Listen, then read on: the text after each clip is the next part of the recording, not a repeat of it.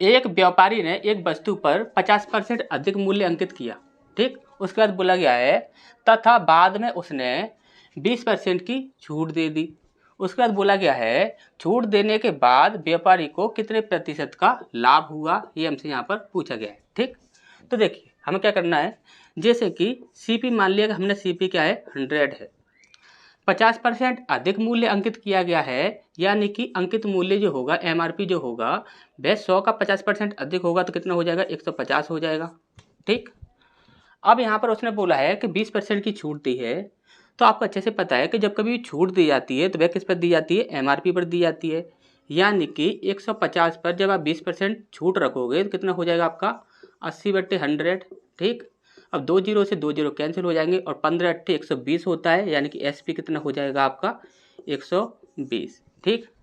अब यहाँ पर आप देखोगे तो यहाँ पर आपको अच्छे से पता है कि जब कभी लाभ निकाला जाता है तो वह किस पर निकाला जाएगा, लाभ या हानि वह हमेशा सीपी और एसपी पर निकाला जाता है। तो इनका जो अंतर होता है वो कितना है आपका 20 का अंतर है। सीपी की वैल्यू कितनी है 100 है, परसेंट निकालने के लिए हम 100 से इंटू करेंगे, 100 से 100 कैंसिल तो हमारा आंसर कितना आ जाएगा आपका 20%, ठीक। तो यहाँ पर आप देखोगे तो डी ऑप्शन जो है वो आपका बिल्कुल सही हो जाएगा, ठीक। तो नेक्स्ट क्वेश्चन की ओर बढ़ते हैं। इसका नेक्स्ट प्रश्न हमारे यहाँ बोला गया है A square plus B square plus C square plus 3 बराबर क्या है 2abc। तो यहाँ पर हमें a प्लस बी प्लस सी का मान यहाँ पर हमसे पूछा गया है, ठीक। तो काफ़ी इजी है। यहाँ पर देखिए आपको करना क्या है, यहाँ पर देखिए जैसे कि बोला गया है A square plus B square plus C square बराबर कितना है आपका 3 है। यदि हम 3 को अगर हम इस फॉर्म में लिख दें कि 1 प्लस 1 प्लस 1 तो क्या ये 3 नहीं है, तो ये आपका 3 ही है, ठीक। इसके बाद आप बोल सकते हो यहाँ पर क्या है आपका 2 ब्रैकेट के अंदर ए बी सी, तो आप बोल सकते हो ये क्या है आपका 2a plus 2b plus 2c, ये हो जाएगा। अब यहाँ पर आप ध्यान से समझिएगा, यहाँ पर हमने बोला कि ये है A square plus B square plus C square बराबर ये प्लस के हैं, अगर हम इन्हें इधर ले जाएंगे, जैसे कि हम इसे इधर ले गए तो ये क्या हो जाएगा आपका 2a माइनस 1, इसी प्रकार से 2b माइनस 1, इसी प्रकार से 2c माइनस 1, इस प्रकार से हो जाएगा, ठीक। अब यहाँ पर हम क्या कर सकते हैं कि यहाँ पर देखिए ये है आपका ए स्क्वायर, ये है आपका ए स्क्वायर, तो ए वाला जो है उसे हम इधर ले आते हैं तो जो आपका प्लस का होगा वह माइनस में हो जाएगा और जो माइनस का होगा वह प्लस में चला जाएगा, ठीक। तो यहाँ पर है आपका ए स्क्वायर माइनस का 2a प्लस 1, ठीक, ये हो जाएगा। इसके बाद यहाँ पर प्लस, इसके बाद बी वाला ले लेते हैं बी स्क्वायर, तो यहाँ पर क्या हो जाएगा आपका माइनस का 2b प्लस का 1, ठीक। इसके बाद सी वाला देख लेते हैं तो सी स्क्वायर, यहाँ पर क्या हो जाएगा आपका माइनस का 2c और प्लस का 1, ठीक, ये हो जाएगा आपका। अब बराबर में हो जाएगा हमारा 0, क्या हो जाएगा 0 रखेंगे हम बराबर में। अब आप यहाँ पर देखोगे तो यहाँ पर देखिए ये जो आपको दिख रहा है इसे हम इस प्रकार से लिख सकते हैं A square plus B square minus 2 into A into B, इस प्रकार से हम लिख सकते हैं। यानी कि हम ये कह सकते हैं ये क्या हो जाएगा आपका a माइनस बी का होल स्क्वायर, यानी कि ये क्या हो जाएगा आपका a माइनस बी का whole square, a minus b का होल स्क्वायर, ये आपका a माइनस बी का होल स्क्वायर हो जाएगा, प्लस ये भी आपका a माइनस बी का होल स्क्वायर हो जाएगा, यानी कि b माइनस 1 का होल स्क्वायर, और इसके बाद ये भी हो जाएगा a माइनस बी का होल स्क्वायर, यानी कि c माइनस 1 का होल स्क्वायर इक्वल टू क्या है 0 है, ठीक। अब यहाँ पर हम कह सकते हैं कि a माइनस 1 की वैल्यू जो है हमारी 0 है, तो a की वैल्यू कितनी हो जाएगी 1 हो जाएगी, a की वैल्यू हमारी 1 हो जाएगी, b की वैल्यू हमारी 1 हो जाएगी, और इसी प्रकार से c की वैल्यू जो होगी वह भी हमारी 1 हो जाएगी। यानी कि a b c का मान कितना हो जाएगा 1 2 3, यानी कितना आ जाएगा 3, और यही हमसे पूछा गया था, तो डी ऑप्शन जो है वो आपका बिल्कुल सही हो जाएगा, ठीक। तो नेक्स्ट क्वेश्चन की ओर बढ़ते हैं। इसका नेक्स्ट प्रश्न हमारे यहाँ बोला गया है 100 व्यक्तियों में से 35 केवल कॉफ़ी पसंद करते हैं, 35 जो हैं वह केवल कॉफ़ी पसंद करते हैं, ठीक। इसके बाद बोला गया है 40 केवल चाय पसंद करते हैं, 40 जो लोग हैं वो केवल चाय पसंद करते हैं। इसके बाद बोला गया है 15 जो लोग हैं वह कॉफ़ी और चाय दोनों को पसंद करते हैं, ठीक। इसके बाद बोला गया है 10 केवल दूध पसंद करते हैं, 10 लोग जो हैं वह केवल दूध को पसंद करते हैं। इसके बाद बोला गया है चाय और कॉफ़ी पसंद करने वाले तथा, देखिए चाय और कॉफ़ी पसंद करने वाले तथा केवल कॉफ़ी पसंद करने वाले, यहाँ पर बोला गया है केवल कॉफ़ी पसंद करने वाले व्यक्तियों का अनुपात क्या होगा। ठीक, तो यहाँ पर ध्यान से देखिए, यहाँ पर हम बोले सबसे पहले कॉफ़ी पसंद करने वाले कितने हैं, कॉफ़ी पसंद करने वाले हैं आपके 35। ठीक, इसके बाद यहाँ पर है आपका 40 केवल चाय पसंद करते हैं, चाय पसंद करने वाले कितने हैं आपके 40 है। ठीक, इसके बाद 10 केवल दूध पसंद करते हैं, दूध पसंद करने वाले कितने हैं आपके केवल 10 हैं। और यहाँ पर बोला गया है चाय और कॉफ़ी, चाय और कॉफ़ी पसंद करने वाले जो हैं वह कितने हैं आपके, वह आपके 15। ठीक, अब यहाँ पर हमसे पूछा गया था चाय और कॉफ़ी पसंद करने वाले, चाय और कॉफ़ी पसंद करने वाले कितने हैं आपके 15। ठीक, उसके बाद बोला गया है केवल कॉफ़ी पसंद करने वाले, केवल कॉफ़ी पसंद करने वाले कितने हैं 35 हैं। इन काम से यहाँ पर रेशियो पूछा गया है, तो यहाँ पर देखिए 5 से काट देंगे, 5 3 15 और 5 7 35, यानी कि आंसर कितना आ जाएगा आपका 3:7। ठीक, सी ऑप्शन आपका बिल्कुल सही हो जाएगा। यहाँ पर एक बात और समझनी है आपको, यहाँ पर यही प्रश्न आपका एक सेकंड शिफ्ट में और पूछा गया था, वो भी आपको देख लेना है। उसमें क्या बोला गया था कि यहाँ पर बोला गया है चाय और कॉफ़ी पसंद करने वाले। ठीक, तो चाय और कॉफ़ी पसंद करने वाले तो वो तो हो गए। ठीक, यहाँ पर बोला गया है चाय पसंद करने वाले, या ऐसा बोला गया था केवल चाय पसंद करने वाले। वहाँ पर क्या बोला था, केवल नहीं बोला गया था, वहाँ पर बोला गया था चाय पसंद करने वाले। अब आप यहाँ पर ध्यान से समझिएगा, यदि हम चाय और कॉफ़ी पसंद करने वालों की बात करें तो वो तो है आपके 15। ठीक, और यहाँ पर हम बोले कि चाय पसंद करने वाले, तो कभी भी आपको ये 40 रेशियो यहाँ पर नहीं रखना है। क्यों, क्योंकि देखिए चाय पसंद करने वाले ये 40 तो हैं, ये बात तो आपकी बिल्कुल सही है, लेकिन यहाँ पर चाय और कॉफ़ी दोनों पसंद करने वाले जो हैं वो भी तो आपके चाय पसंद करते हैं, यानी कि 40 तो चाय पसंद करने वाले हैं ही, यहाँ पर 15 भी आपके चाय पसंद करते हैं। तो यहाँ पर कितना हो जाएगा आपका 15, यानी कि जो टोटल हो जाएगा आपका 55। कितना हो जाएगा 55, यानी कि अब हमें क्या करना होगा, 55 लगाना होगा यहाँ पर चाय के स्थान पर। ठीक, क्यों, क्योंकि चाय पसंद करने वाले बोला गया था, ना कि केवल चाय पसंद करने वाले। ये इस प्रश्न की बात करें तो इसका आंसर तो आपका 3:7 ही होगा, लेकिन अलग से जो प्रश्न पूछा गया था उसके बारे में हम आपको बता रहे हैं।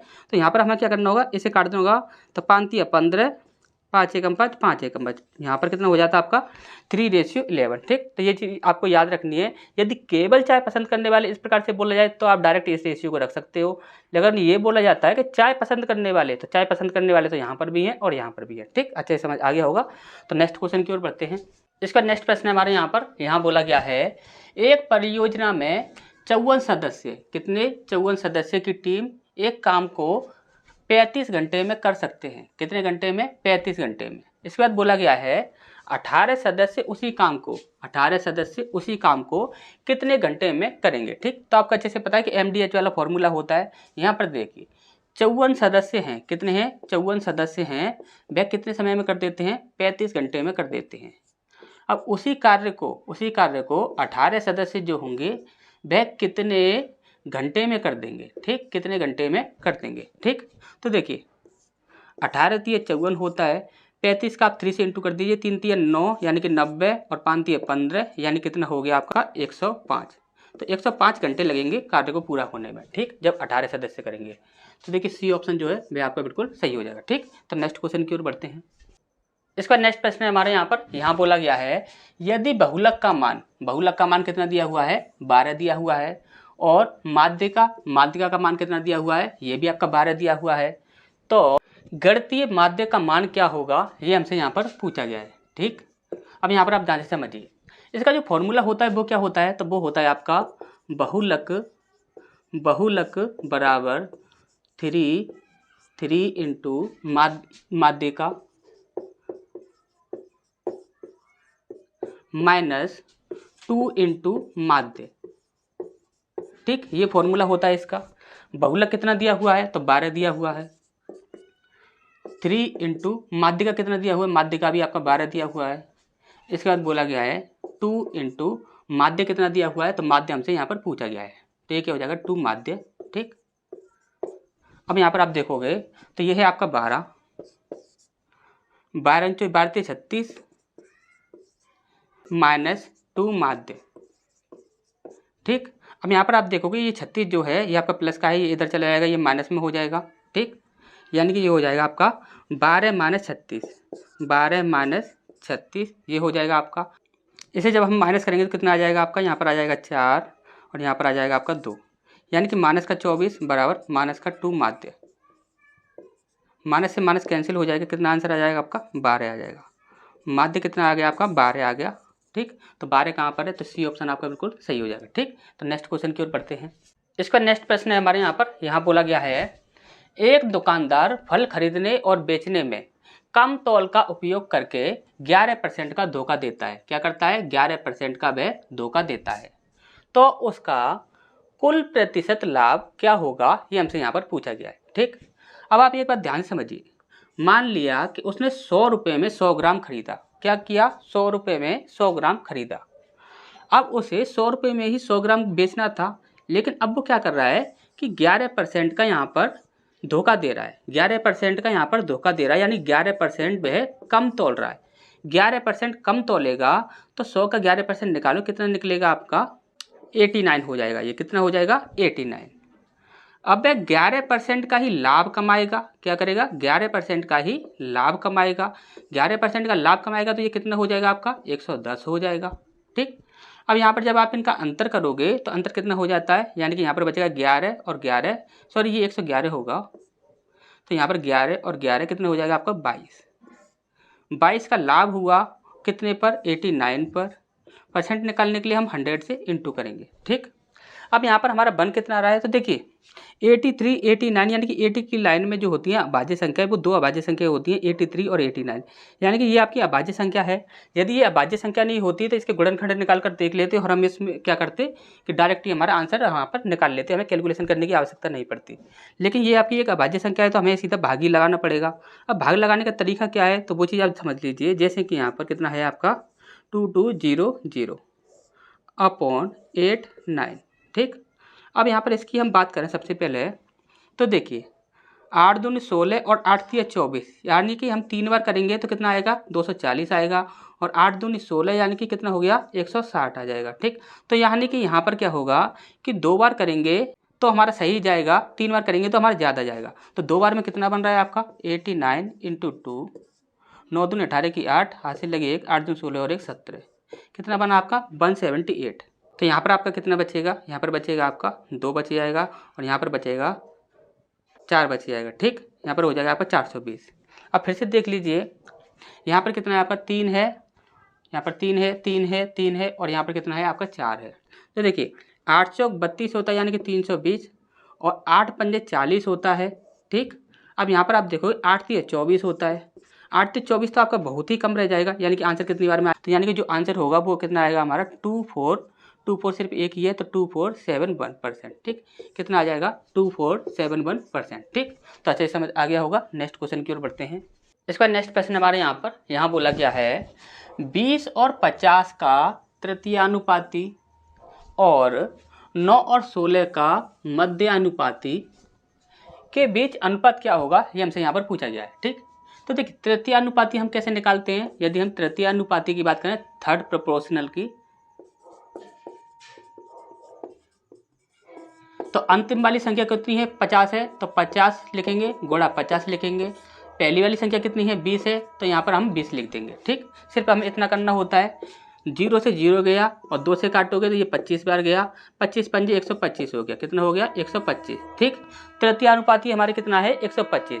अब यहाँ पर हम देखेंगे मध्यानुपाती क्या है, तो देखिए मध्यानुपाती की बात करें, मध्यानुपाती, तो मध्यानुपाती के लिए हम क्या करते हैं कि जो भी आपकी संख्याएं दी गई हों उन्हें हम क्या करते हैं रूट के अंदर डाल देते हैं। जैसे कि यहाँ पर 9 गुणा 16। ठीक, अब 9 को यदि हम बाहर लगा लेंगे तो यहाँ पर 3 निकलेगा, और 16 को बाहर निकालेंगे तो यहाँ पर हमारा 4 निकलेगा, यानी कि 4 तिया 12, कितना हो जाएगा 12।